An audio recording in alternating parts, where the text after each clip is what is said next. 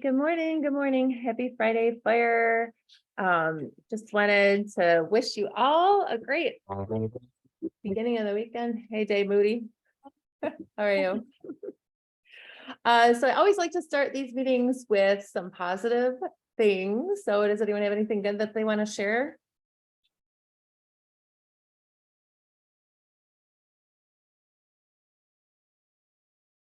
Anyone?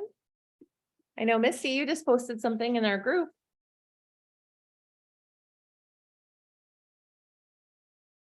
Oh yes, that's my new listing. Nice. Hey, find me a buyer. Yeah, that's exciting. Where did you get it? Just out of curiosity? I'm sure you've heard me tell the stories. These are my crazy neighbors across the street. Oh, yeah. Yeah, we all have those.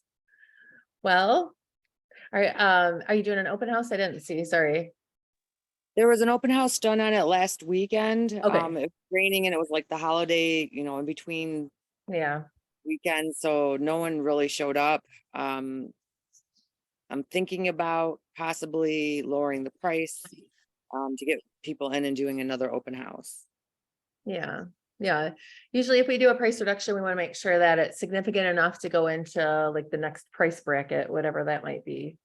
I'm wondering if the market might be slowing down just a little bit right now. I've been seeing things sit on the market a little bit longer than they have previously. Not all, obviously, like the nice and flashy homes seem to be selling pretty quick still, but some of the ones that need a little bit more work seem to be sitting a little bit longer. So, Yeah, I've noticed that. yeah. All right. Anyone else have something good to share? Something cool going on? Jake or Christy? Got anything cool to share? Or Christy's sunroof?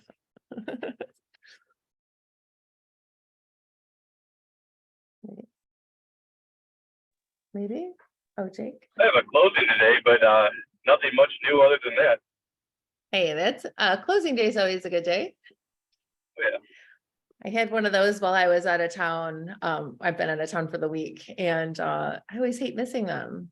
Like that's the exciting part, right? You get to congratulate them, and you made it through all the hurdles to get to the closing table. And I always like to use that as an opportunity to connect with them. Sometimes if I have a younger client, they might bring their parents. It's a great opportunity to connect with them. And it's a great opportunity to say something clever at the end, like, well, I'm really glad, I'm so happy for you, but now I'm unemployed. So make sure you send your friends and family my way, or, just something like a kind of goofy so that they will hopefully refer you to other people.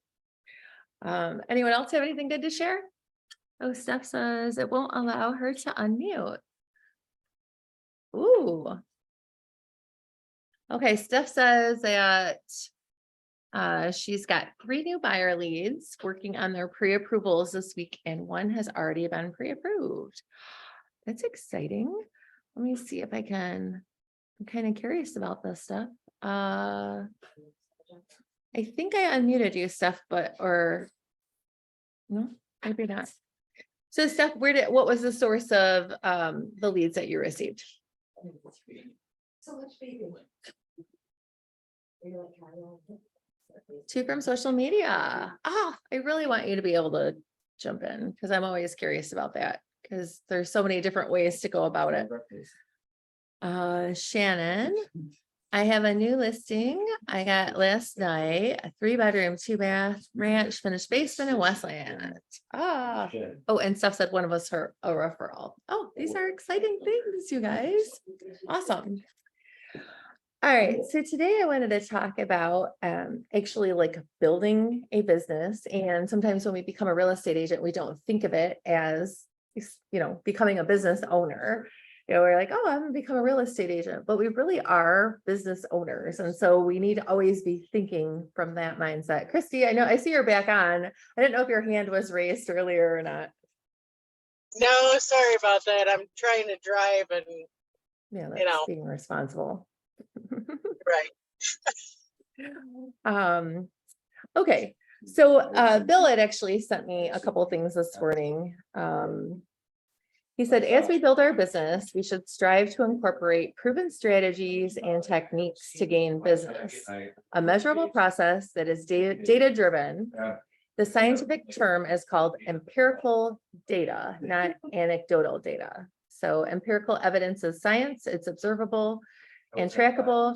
Anecdotal evidence is like word of mouth. It's based on personal experiences. And it's interesting because I do feel like obviously real estate brings in a little bit of both of those things as you go through, because, you know, some of it is personal experience as you gain experience doing real estate, make connections with other people, things like that. But it is definitely science-based too, because if you have a trackable, consistent business and approach it in that way, then we see good results from that are more predictable and regardless of the market. You know, there may be some ebbs and flows, or maybe some highs and lows along the way, but if you're consistently trying to build your business and consistently reaching out for the business and consistently being trained in a consistent way, then your business will follow that. So the first thing always when starting a business, and if you applied for a business license anywhere, you have to have a business plan. So like if someone's going to open a new franchise, if they're going to open a new business of some sort, they always have to have a business plan to get a loan to start it. And a lot of us don't always start with the business plan. And that's, you know, it's something that's easy to do, and something that there's a lot of us on here and in our group that would always help, especially for new agents, getting your business plan together. I know Bill has helped me, he's helped Lisa. We usually try to do one at the beginning of the year, but you know, as we're halfway through the year, you know, that might be something you either need to have if you haven't developed one yet, or revisit to make sure that you're on track, or see if it needs to be adjusted in any way. The second thing for business is, you know, if you're at a place of business, you always have some sort of accountability. You're either accountable to your customer, or you're accountable to, and you're, if it's a larger business, you're accountable to the employees that are working for you. So you always have to think about that, like being accountable. Well, in this business, we don't necessarily have that strict accountability. Maybe if you're on a team, you might have it, or a lot of us set up accountability partners. And I strongly advise that, because that's the one that's going to keep you on task with things that's going to say, call you and be with someone who's, you know, I always suggest being at someone at your level, so that, you know, there might be friendly competition. They might be dealing with a lot of the same things that you're dealing with. You know, an agent maybe that's doing 20 deals versus one deal, like you can learn something from that 20 deal person for sure. So, but to me, that's more like coach or mentor. It might be better for you to pair with somebody who's you know, trying to work and build at the same pace as you, because then it's not so defeating. Because I remember when I wasn't selling a lot of homes and someone was, it was like, oh, well, you know, this is, you know, hard because I can't really compete with them. But when I paired myself with someone who was kind of in the same place in their career as me, it was actually inspiring, because they'd say, oh, I tried this, and this worked. And then I would bring some same information. And then we were like kind of building our business together, which I think is really, really encouraging. The other thing is timeliness. You know, we're business owners, and a lot of times in real estate, there's a lot of unknowns with time. You know, I was talking to my cousins the other day, and it was like, sometimes the showing is 15 minutes and sometimes the showing is 45 minutes, and always being very aware of that, especially if you're meeting with a new client. I usually allow, even with a new client, like an hour sometimes, just because you don't know what kind of conversation you're going to get into. And there's always things that you know, this think wrenches that get thrown in the gears kind of things. Like I had a homeowner that was home the other day, and they just were talking. They're like, yeah, we put this molding in 1993. And then, you know, we got new windows, but we did not replace the sliding door. You know, it was like so many details. And so it ended up taking way longer because my clients were engaging with them. And so there's so many unknowns in real estate. So really, you know, be prepared going into that. And timeliness is so important, you know, for so many people. On time is late. So think about being, 10 minutes early. There's always something you can do if you're waiting for your client, like say for a showing, but you're 10 minutes early. You can always do something. You can always, whatever, send out a text to your sphere. You can catch up an email, while you're parked there instead of rushing and being winded. You can get in the house, you can unlock the door so you're not fumbling with the lockbox in front of them. And same thing for listings. Like that way you're not like rushed in with your heart racing. You can sit, you can prepare mentally, pump up with some music, like whatever you need to do. Just review the CMA or whatever one more time before you go in. That way you go in, very prepared and calm. That's so important because so many people feed off of like, energy or like, just how body language, those kind of things. So anyone have any comments or questions so far? This is such a great topic, Amy. Sorry, my phone doesn't tell you it's me on here. Oh, no, it does today, actually. Oh, it does today. Oh, look at that. Look at that. But no, this is such a great topic, and you touched on so many really important things. And I think that's the biggest thing that a lot of agents don't realize when they come into the business is you actually are your own business now. You are the owner of, Amy Rep, Realty or whatever it is. And it's just such a big thing that you really need to think of it now as your own business, meaning all of the things that Amy just said, like even just being motivated to get up every day and go to your business. Like those things are huge, and people don't realize those are things that skills that you have to develop in addition to obviously so many others. So such a great topic today. Well, and we get caught up, in like the flexibility of the schedule, right? So there is flexibility, which is great. And, and like in a busy time, I may be able to take off a 2-hour lunch or swim in the middle of the day, but that might mean that I'm showing houses till 7 or 8 o'clock at night, so I think there's great parts of the flexibility, but sometimes it's the misperception that it's so flexible that there isn't any rigidity to it and there isn't any structure to it. And that's where I feel like it can be dangerous, because if you say, oh, I feel like sleeping in today, and then you say, I feel like sleeping in tomorrow, like all of a sudden it's like you're missing these hours of working and productivity because of this flexible schedule. And like, if you're working a 9 to 5, your boss is going to be like, oh yeah, it's fine. 10:15 is good. Right? No. And you have to kind of be that same strict boss with yourself and say, no, this is what I'm accomplishing. And even if it's a dedicated 2 hours a day or a dedicated 4 hours a day, depending on what you want to achieve. But if you want to achieve a lot, it might be a designated 8 hours a day or 10 hours a day or 12 hours a day, just depending on the level that you want to achieve.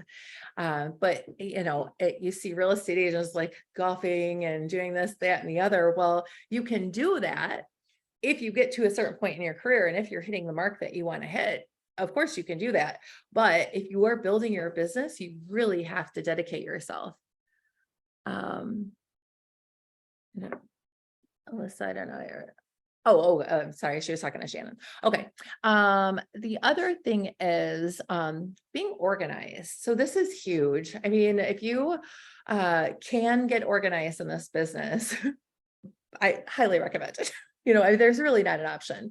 So as you're collecting buyer leads, as you're collecting potential listings in the future, as you're collecting people in your sphere, being organized is essential. You have to think about collecting the information in a way that makes sense, that's easily accessible, that contains all of the information that you need.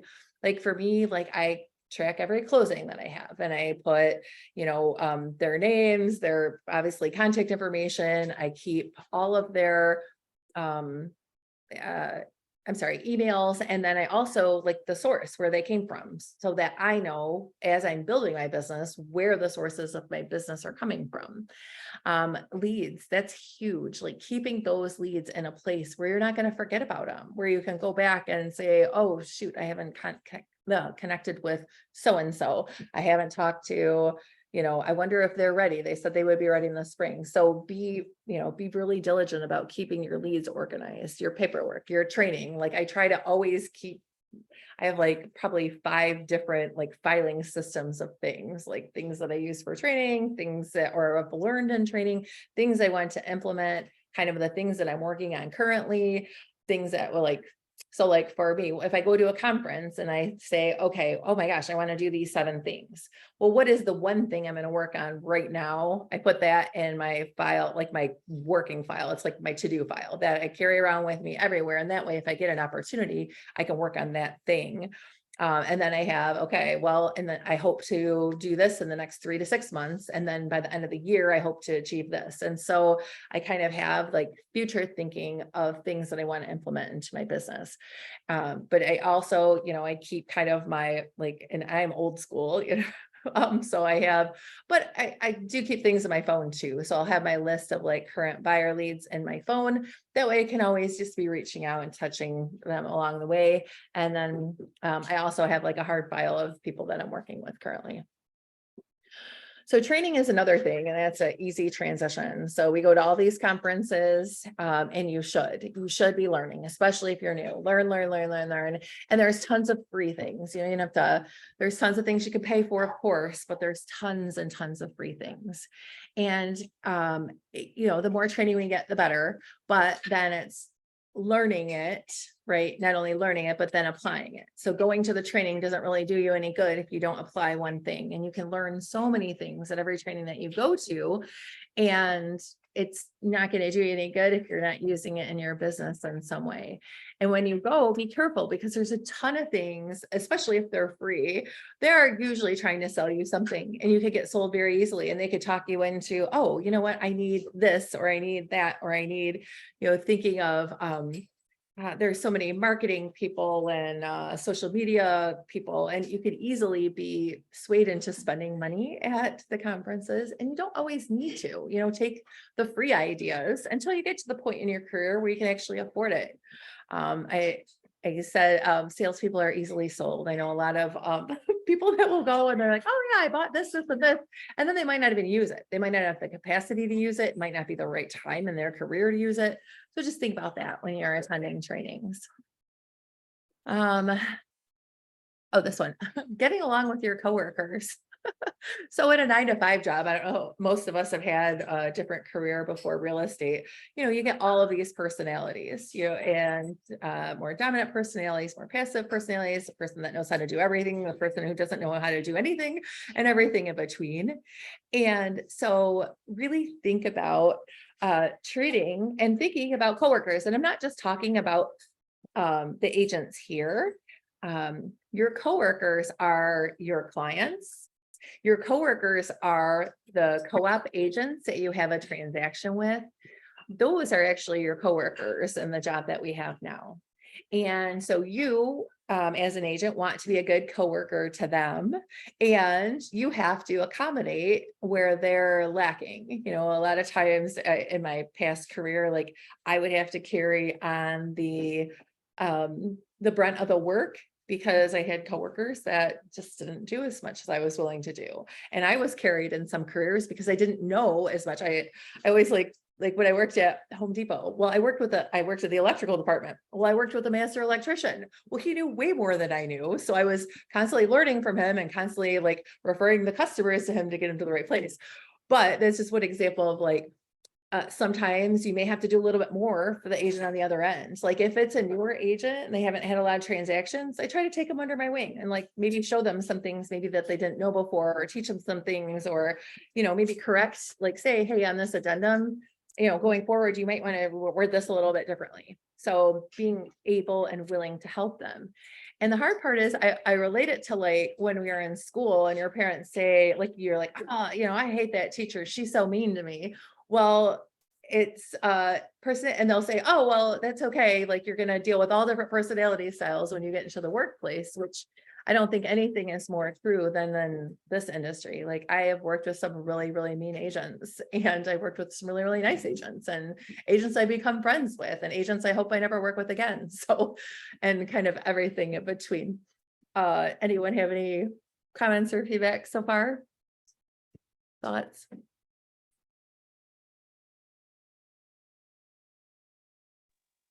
Amy, Okay, it's and then, oh, go ahead. I also wanted to add that I feel like our vendors are our coworkers too. So many of our Right. vendors, and becoming, becoming closer with them, making sure that you have open communication about expectations and follow through and things like that. It's just really important to build those relationships as well. Absolutely, absolutely. The other thing is creating a budget. And that's huge, especially in real estate and for a lot of reasons. And one is, some people are transitioning from working a full-time job into becoming a full-time real estate agent. So, sometimes it's saving, some emergency resources or, a few months salary so that you're okay to float. But it goes kind of beyond that. Like it's your expenditures, right? So you don't want to buy every new marketing thing. You don't want to buy every new lead gen system, or a CRM. Like you want to be really mindful of how you spend the money that you have, because even though they make promises, oh, you're going to get this return or this return or this return, it doesn't always work that way. And so you don't want to put yourself in a position where, you can't afford to pay your mortgage or pay your car payment. So be really mindful of that. In addition, the ebb and flow of real estate. I mean, like just being completely transparent, I went out without a paycheck in April. I made up for it well over in May, June, and July, but in April, I didn't get a commission check. So I, though, know the ebb and flow of real estate. And so I was saving when I was doing well, I was saving, so that if a month like that happens, which can happen, I was okay. And it happens from time to time. And so being very diligent when I have a closed commission, I'm always thinking, okay, well, I obviously keep this part for taxes and then this part for emergency fund and then live off of the rest. So just be mindful of that because it is such a roller coaster income wise for sure, or can be. Obviously, good communication, that's huge. And I'll say that over and over again. Being very open and consistent with staying in front of your clients. It is crucial the entire time to stay there and to stay top of mind with them, both while you're in your transactions and after, regardless of what your role is at that time, even if it's just sitting in underwriting and you're waiting for a clear to close, stay in front of them. That's part of keeping your business thriving. And obviously accounting, like people don't think about like all of the things that they need when they're starting a business. Accounting is so important. So keeping very, very good track of everything you're doing. And it doesn't even necessarily have to be a purchased product. I literally have a Google sheet and I'm like, okay, these were my expenditures for this month. And I'm just tracking everything. I did do like a mileage app, so I'm tracking that, but talking with a good accountant who knows real estate is extremely important because the amount of things that you can write off, are sometimes surprising, and the amount of things that you used to be able to write off, some of them you can't write off any longer. So being aware of that, and also being mindful of like, oh wow, I didn't know that I could write that off. So having those kind of options as well. So anyone have any questions or feedback or anything?